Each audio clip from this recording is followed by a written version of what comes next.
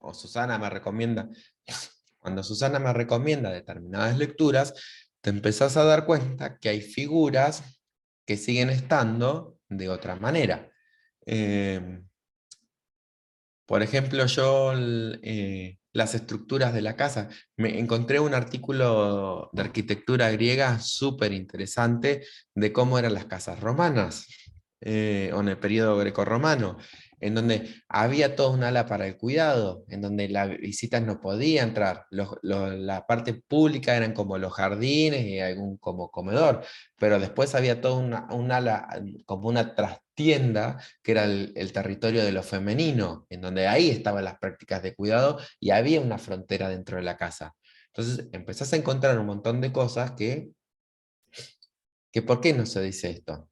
Porque cuando Sí. uno lee, y esa es mi gran discusión cuando yo les decía al principio la triple referencialidad de género, trabajo y cuidado, se están hablando de los últimos 100 años, o sea, de las políticas más de orden liberal, o de la crisis del liberalismo en ese sentido, en como organizador social, en donde el hombre era el que trabajaba, en cómo se organizó el mundo del trabajo en la modernidad, ¿no? Estamos ante esa crisis.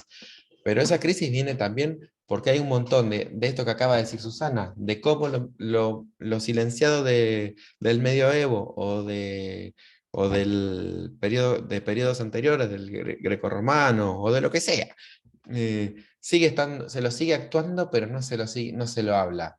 Sigue estando en la escena. Y estas lecturas, la verdad que a mí esos análisis me han permitido encontrarlo y verlo, digo, pero está acá, ¿cómo es que nadie lo ve? Entonces, Eh, bueno, Perdón, otra vez te interrumpo, pero en este sentido, en Cataluña hay una ciudad que se llama Ampurias y que yo he sacado fotos y me parece que la hemos visto, Diego, con vos, a lo mejor no con el resto, ¿no? Y es impresionante porque están las dos ciudades, la griega y la romana, sí, donde primero fue la griega, después vino la romana, después hubo una convivencia entre ambas, se mantiene prácticamente inalterable, parece un poco las misiones jesuitas en Misiones, le faltan los techos, volaron los techos, pero prácticamente, y esto que vos decías, o sea, ahí se puede ver perfectamente bien para qué estaba cada habitación. claro, Se ve perfectamente bien lo que era el ágora, claro, donde se hacía la libación de los vinos, donde se hacía el mosto con las uvas y etcétera, donde se salaba el pescado, donde vivían las mujeres, donde vivían las familias y donde se cuidaba a las personas mayores. claro. Eso está impecable en Ampurias. Búscalo, búscalo Bueno, si querés por el Google Map, como decíamos hoy al inicio. Pero es impresionante, ¿no? Y el concepto uno de ellos es de gineceo, ¿no? Que tiene que ver con esto del cuidado también. eso. Bueno, entonces retomo un poquitito esto y después lo abrimos como el debate, como para cerrar las tres discusiones que doy de esto y después nos ponemos a charlar entre todos. Hablando de lo que tiene que ver el poder como la segunda variable de análisis, ¿no? Aparece como la reconfiguración del pacto de reciprocidad intergeneracional e ingreso de nuevos actores. Les explico qué es esto. El pacto de reciprocidad generacional tiene que ver con una cuestión que el psicoanálisis lo trabaja como la deuda de la vida, ¿no? Que uno está acá porque como que uno tiene como una deuda con sus progenitores que lo trajeron al mundo y es una deuda impagable, porque ¿cómo pagas la vida? ¿No es cierto? Y eso es algo que ha servido fundamentalmente para instalar unas prácticas de cuidado. ¿Cómo no vas a cuidar a tu papá si fue el que él te cuidó cuando vos eras chico? ¿Cómo vos no vas a dar la vida por alguien que te trajo a la vida? Entonces, bueno, se habla dentro del campo de la gerontología que los adultos mayores de ahora serían como la generación estafada, se les dice de alguna manera, porque ellos cumplieron con ese mandato histórico milenario que venimos trayendo los seres humanos, que trae la cultura,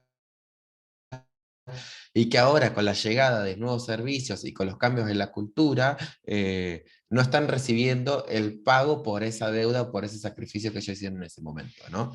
Mi idea es problematizar ese pacto de reciprocidad y que sigue funcionando. Ustedes piensen, por ejemplo, la llegada de una residencia para la tercera edad a un geriátrico es vivido como un efecto de abandono, de clausura, de que no te está importando lo que le pasa a tu papá, lo estás tirando en un lugar. Y muchas veces llegar a una residencia es un acto de amor, es darle la calidad de vida que esa persona requiere.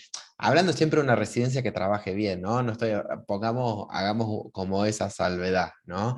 No hablo de una residencia que los tenga tirados frente a... Estoy hablando de una residencia que realmente ofrezca un servicio de cuidado, ¿no?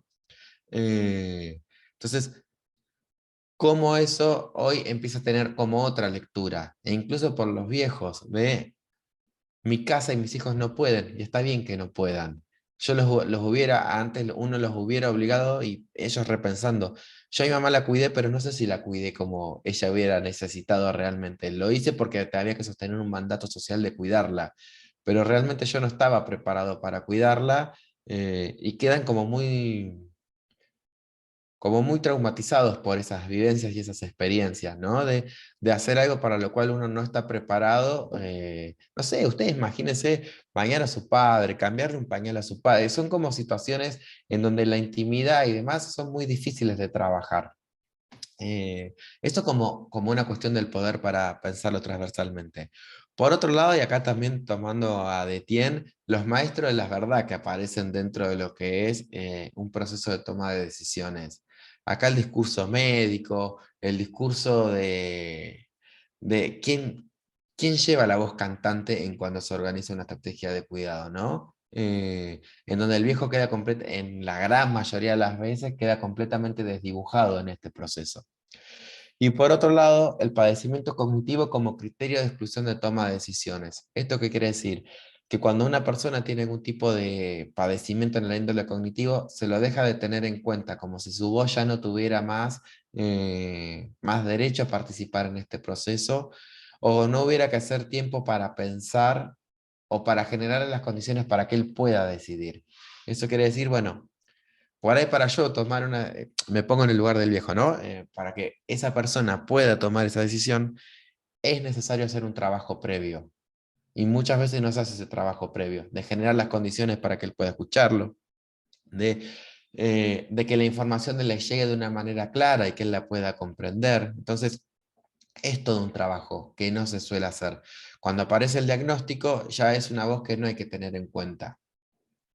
Entonces, bueno, un poco el cierre que hago con esto es que el proceso de toma de decisiones sobre la estrategia de cuidado suele estar enmarcado en un contexto de urgencia. Por lo general, cuando se toman las decisiones, y a mí que me toca acompañar casos todos los días de familias que están tomando decisiones sobre esta situación, se me fue, perdón.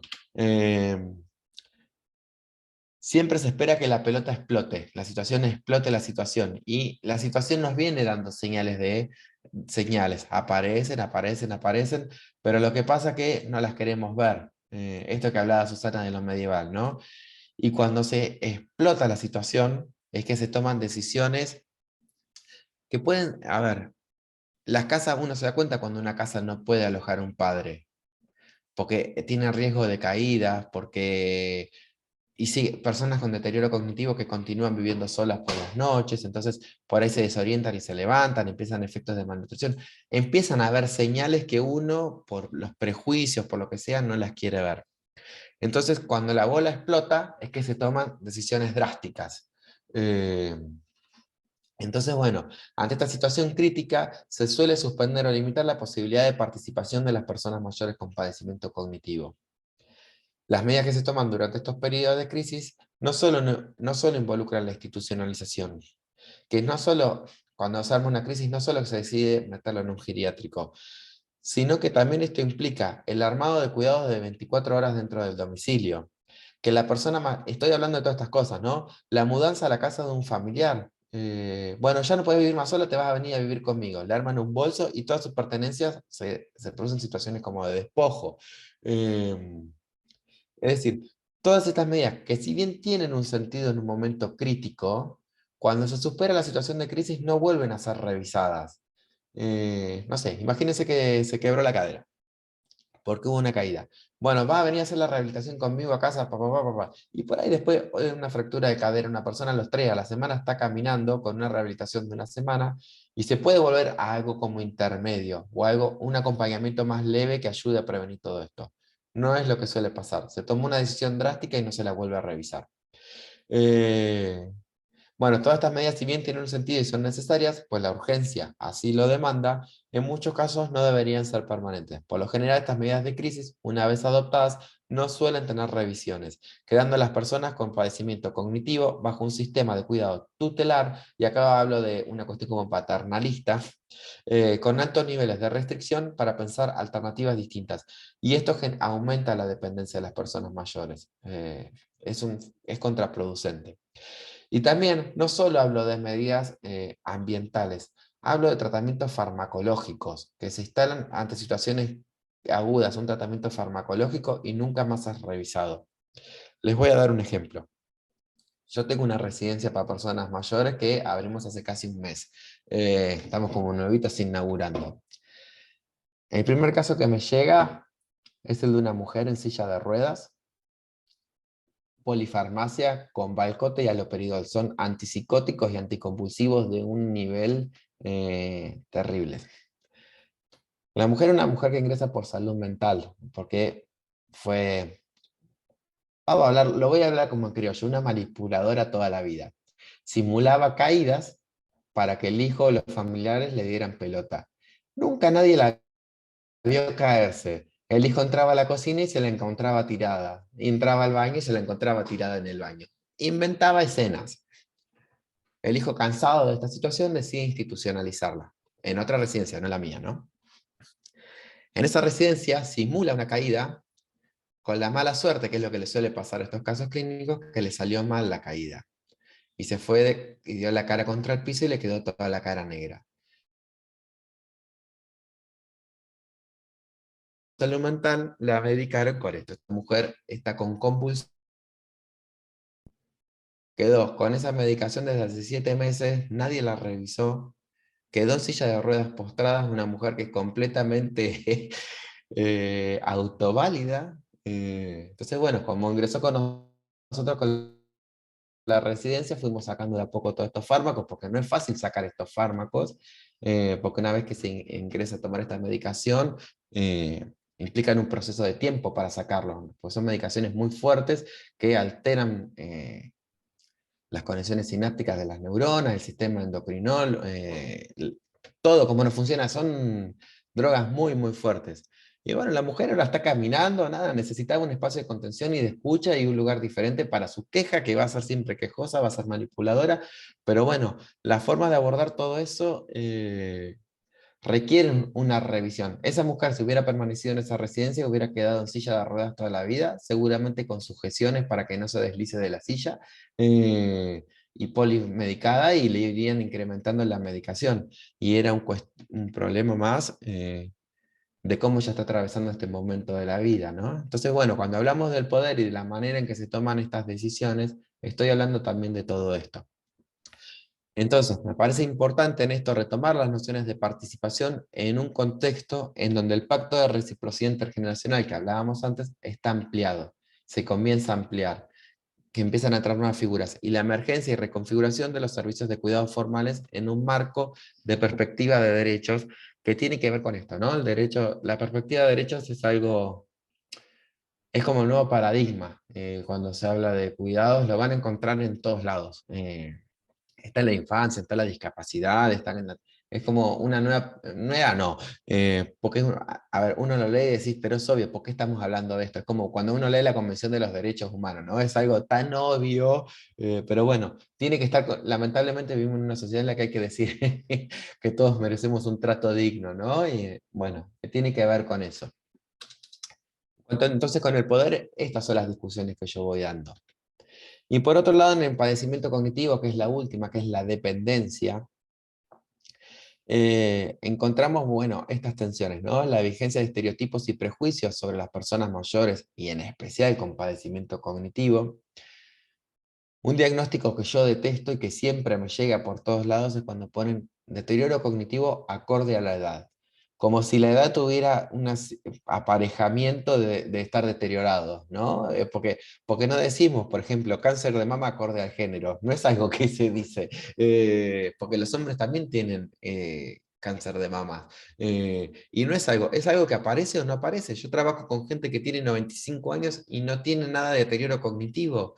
No es acorde a la edad, eso es un prejuicio, que por la edad uno es esperable que tenga deterioro cognitivo.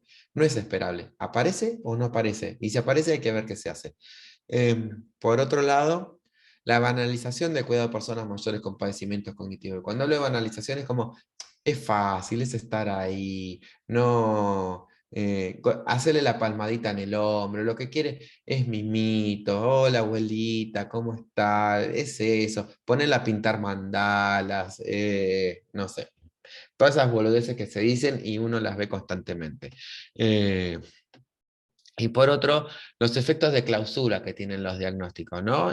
Y las repercusiones que tienen en la autonomía, como el caso que recién les mencioné. Y acá esto sí me parece importante y esto es novedoso, sobre todo en materia de salud mental y en la ley de salud mental y el Código Civil argentino, la última modificación, que introduce algo que se llama capacidad jurídica. Cuando hablamos de capacidad jurídica antes, o la tenías o no la tenías, era. O eras un alienado o eras una persona autónoma. Si eras alienado, eras alienado para todo el campo de tu vida. Si no eras alienado, eras autoválido para todo. Bueno. Desde que se cambió el Código Civil y se instauró la nueva Ley de Salud Mental Argentina, que muchos medios de comunicación la critican, o muchos profesionales sobre todo, van a ver que los psiquiatras generalmente son los más críticos de la Ley de Salud Mental, eh, justamente tiene que ver con esto, ¿no? En empezar, bueno, pierdo la autonomía, pero ¿en qué campo de la vida pierdo la autonomía?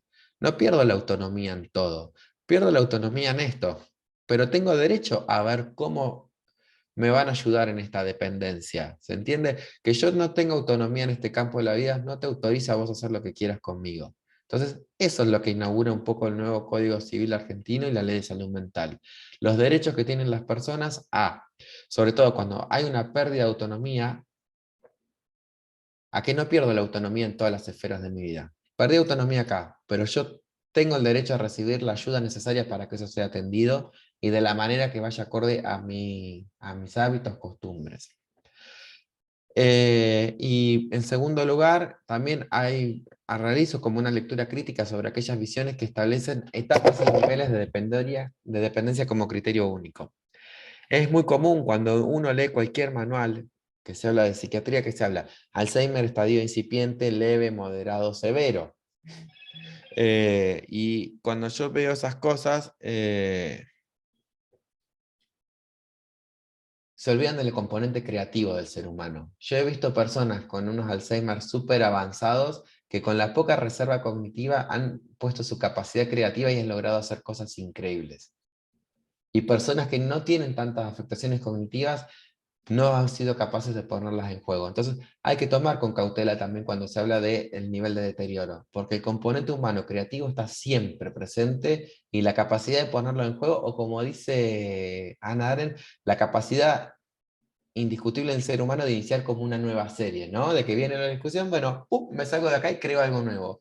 Me parece que eso siempre está independientemente de la condición en la que se encuentra el ser humano. Y la última también, esto que yo les decía al principio, la necesidad de incorporar en el concepto de dependencia la cuestión de la noción de sufrimiento psíquico, que es también como lo plantea una psicoanalista rosarina que se llama Cecilia Ausburger, que el padecimiento cognitivo no solo es un problema biológico, sino que también es producido, acentuado y acentuado en determinados contextos culturales y sociohistóricos definidos. Entonces es importante darle pie a eso de ahí. Bueno, y con eso más o menos finaliza mi exposición. Pero bueno, me parece que nos tocamos en un montón de cuestiones particulares, más allá de las particularidades que tiene mi tema de investigación. que parece que no tiene nada que ver con ustedes, pero con el tiempo nos hemos encontrado en muchas discusiones. A mí me parecía como interesante trabajar y darle un cierre, ¿no?, a esto del discurso amoroso, que me quedó como sin terminar. Sobre todo las implicancias que ha tenido estas prácticas y el discurso medieval en la continuidad de prácticas que están silenciadas, esto que decía Susana, ¿no? De cosas medievales que aún están y que las tratan como si fueran de la modernidad, o no sé cómo decirlo. Yo veo no quiero decir la palabra ingenuidad, ¿no? Pero mucha ignorancia o ignorancia en los análisis que se hacen sobre el tema del cuidado. Los veo como que actualmente como el género está tan en moda de estudio, todo está atravesado por el género ahora, es como que se volvió una explicación unicausal de estos problemas. Es uno más, pero desde mi visión no es el más relevante, porque con esto estamos discutiendo otra cosa. Y me parece que Aren ahí dio como esto que yo le decía, que es el ejercicio de pensamiento político, es hablar de las condiciones de civilidad, de la manera que estamos entre nosotros, independientemente como de género, ¿no? Bueno, abro ahí. Gracias, ¿eh? No, gracias a vos, Diego, excelente toda la exposición y todo lo que no dijo, ¿no? Todo lo que no dijo, pero bueno, posiblemente ahora Lo que salga. pasa es que no quiero meterme con el contenido, traté de No, ser tal como, cual. como explicar como el marco en el que estoy, porque si me pongo a hablar de casos clínicos Sí, puedo estar no, por hablando eso, horas. sí. Y no, porque ahora ya se corta, si volvemos a la Ya estuve fase. 40 minutos hablando de vuelta, qué Sí, pesado.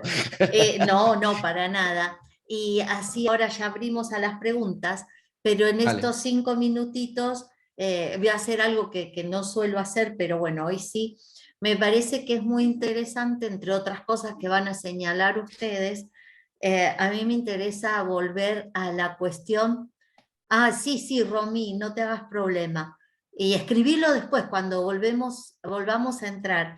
Me parece Ah, muy ¿estaba Romina? interesante, sí, sí, está Romy. Ah, Me parece muy interesante retomar la anécdota de Mid, porque posiblemente eh, nosotros tenemos muchos, entre comillas, usándolo como metáfora, muchos huesos rotos, pero no sabemos ver en esos huesos rotos que hubo alguien que hizo algo para que ese hueso se las uniera, presencias. ¿no? Claro. Esas presencias, me parece que hay que retomar ese ejemplo, ¿no? Y volver a analizarlo.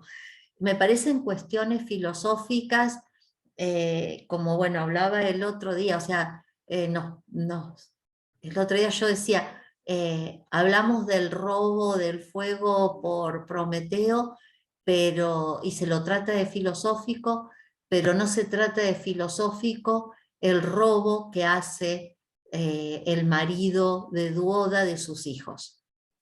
Entonces me parece que hay que revisar qué es lo que entendemos por filosofía nuevamente y ver esto que vos llamabas el No me animo ya a resquebrajamiento. eso porque no soy filósofo, ¿eh? No, no, no importa, Ahí todos no lo me meto. somos. El resquebrajamiento de lo social, ¿no? Ese malestar sobrante, por eso hablábamos de la lectura de Freud, o sea, todas estas cuestiones filosóficas que tienen que ver, como vos bien señalabas, con el abandono, la cuestión de abandonar las cosas, no solo el abandono de una persona, sino cuando a esa persona, para cuidarla, le hacen abandonar sus cosas, ¿no? Sí. El despojo. Eso es un problema filosófico gravísimo. Me parece que hay que revisarlo, ¿no? Y otra de las Estás grabando esto, cuestiones, ¿no? Perdón. sí, sí, sí, está Ah, listo. grabado. Y otra de las cuestiones, que te acuerdas cuando hice yo en psicología, de un seminario sobre el diagnóstico, el problema del Sí. diagnóstico. El Yo no gran estuve en problema ese. que significa diagnosticar y esa medicación, todos estamos medicados por algo, pareciera ser, ¿no? En un momento o en toda la vida, la medicación que altera tus funciones vitales, esto que vos decías. O sea, es el famoso, la famosa cuestión de la serpiente, ¿no? El veneno de la serpiente te mata, pero en determinada dosis también te cura. Pero el Mm. problema es la dosis. El problema es la dosis y el diagnóstico. Y eso es algo en lo que la filosofía tiene injerencia. O sea, no le permiten introducirse, no le permiten al filósofo meterse en esas cuestiones. Pero esas cuestiones son de injerencia filosófica. Perdón, porque siempre yo trato de dejarme para el final, pero hoy quería meter el dedo en la llaga, como digo siempre, y revolver bien No, la pero herida bueno, pero no sé antes. cuánto queda, pero 2 minutos. bueno, nada, es cortito lo que digo. Sí, Es que toda esta apertura no hubiera estado si yo no hubiera estudiado filosofía, en eso soy claro, consciente, ¿me entendés? Yo, a ver, es una tesis que yo tengo escrita mentalmente hace años más de un ya, año y medio, más, más de un año y más. medio, pero no encuentro el tiempo de sentarme y armarla, pero cada vez que pasa el tiempo me doy cuenta de que no hubiera salido lo que quería hacer. Eh, Porque bueno, en algún momento uno tiene que meter un cierre y decir, bueno, listo, sale esto, ya está, paro la discusión acá, que como puse el corte. Pero no hubiera tenido el salto filosófico, me parece, ¿no? Me Ujú, parece que la tesis tiene como, sí, yo tuve bueno, se va a cortar, lo digo ahora cuando salgo y dale. volvemos a entrar, dale, decime. Volvemos a entrar y ya te escuchamos a vos y después damos lugar a las Dale. participaciones.